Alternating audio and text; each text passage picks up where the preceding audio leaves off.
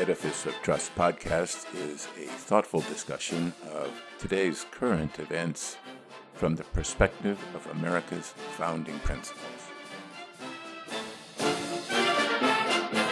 Welcome. From heart-pumping music to head-thumping commentary. At a briefing with the House Intelligence Committee on February 13th, intelligence officials told lawmakers that the Russians were continuing to meddle in U.S. elections in the run-up to the 2020 presidential elections later this year. During the confidential meeting, officials supposedly said the purpose of the meddling was to re-elect President Trump. President Trump was furious, primarily because California Representative Adam Schiff attended the meeting and was likely to leak any information that was damaging to the president's reputation or that delegitimized his election. He gave the acting National Security Director, Joseph Maguire, a tongue-lashing for authorizing the briefing, even though the House Intelligence Committee has the right and the responsibility to know if the Russians are interfering with the election. The president later fired Maguire and his deputy, although White House sources said that move had been planned for a while. Maguire was replaced as acting director by Richard Grenell, a Trump loyalist who is currently the U.S. ambassador to Germany, but who has very little intelligence experience.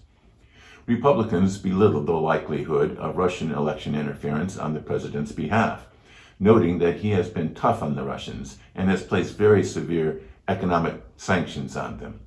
But the Mueller report on the 2016 election stated that the Russian interference occurred in, quote, sweeping and systematic fashion. I do not doubt that the Russians attempted to sow doubt and dissension in the 2016 elections and are continuing to do so in the 2020 elections as well.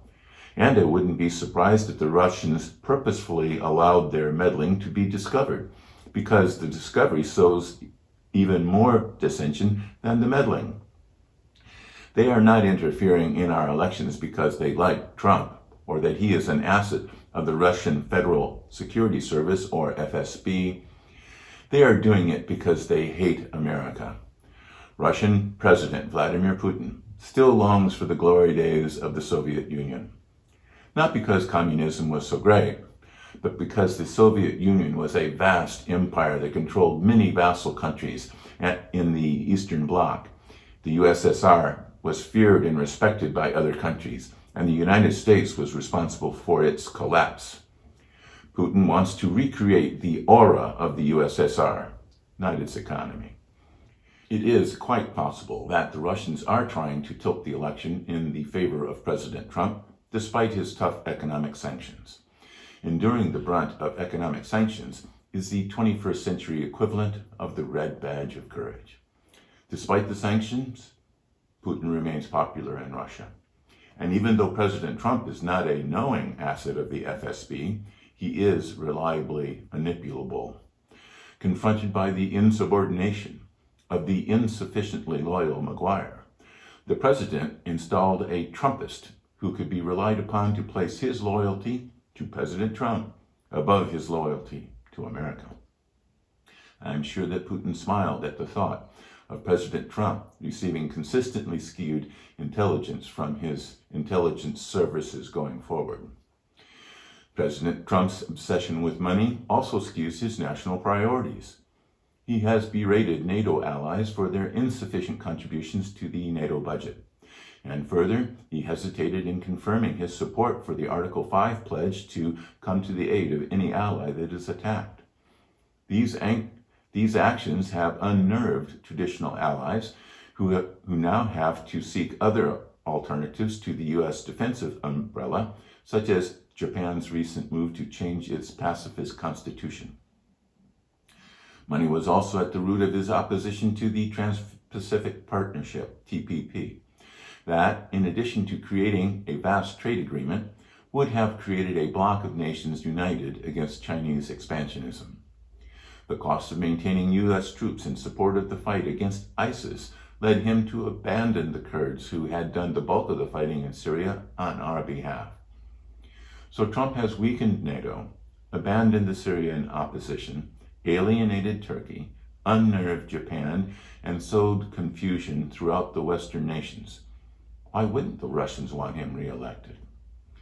The presidential campaign of Bernie Sanders has also been advised that the Russians are meddling in favor of his efforts to gain the Democratic nomination to run for president. Sanders, who was also an admirer of the Soviet Union, and who also admires the dictatorial leaders of Russian allies such as Venezuela and Cuba, wants to reduce defense spending to redirect the funds to his vast entitlement programs. He would clearly withdraw U.S. troops from the Middle East and might also support withdrawing them from forward positions with our allies. He would also drop sanctions on Cuba, Venezuela, Iran, and other countries that the Russians support.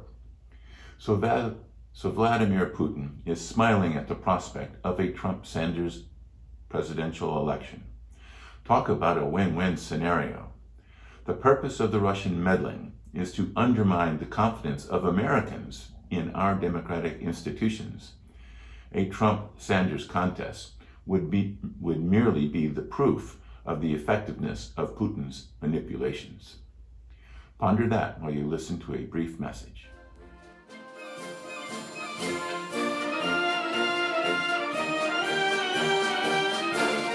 There is still time to get your copy of my most recent book, 2018, Surviving Trump. Of course, it is about much more than just surviving President Trump. It covers thought meritocracy, the American dream, the building blocks of civilization, and much, much more. And also, be on the lookout for my next publication, In Defense of Principle, which discusses how America should shape its foreign policy and defense strategy according to America's founding principles. Coming this spring.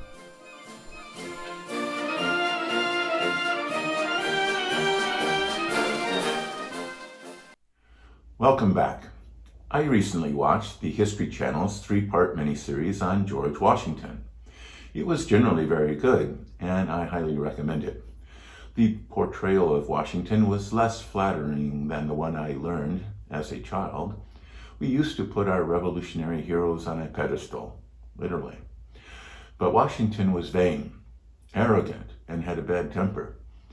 And the miniseries attempts to show some of that. Much of his dislike for the British Army arose from the fact that, being a colonial, he was not considered suitable for the British officer corps. His early military adventures as part of the Virginia militia were disastrous, and the series showed that Washington's hasty actions at Fort Duquesne precipitated the French and Indian War.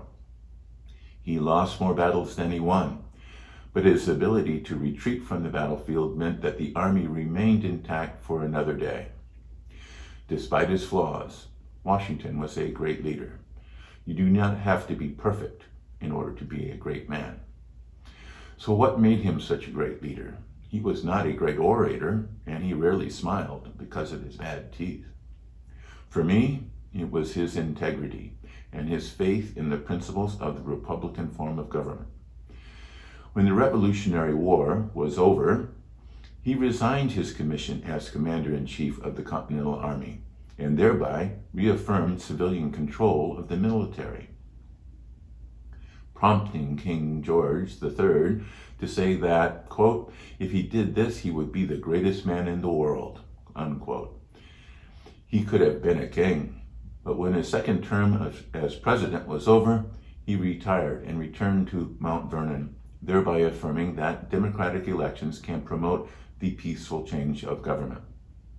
So how would have George Washington acted on reports of Russian interference?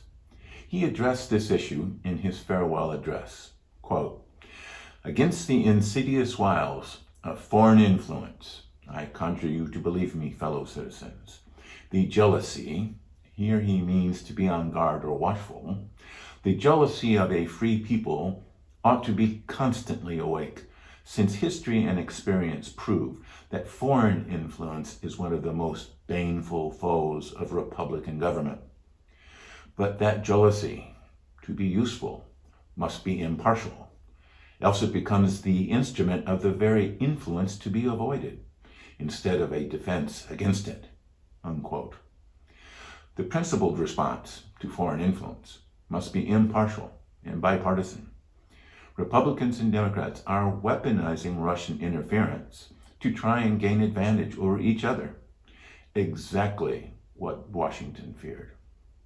President Trump must subordinate his desire for personal loyalty to the loyalty to the American form of little r Republican government, and work with both Republicans and Democrats to expose Russia's nefarious role and restore the public's faith in our elections.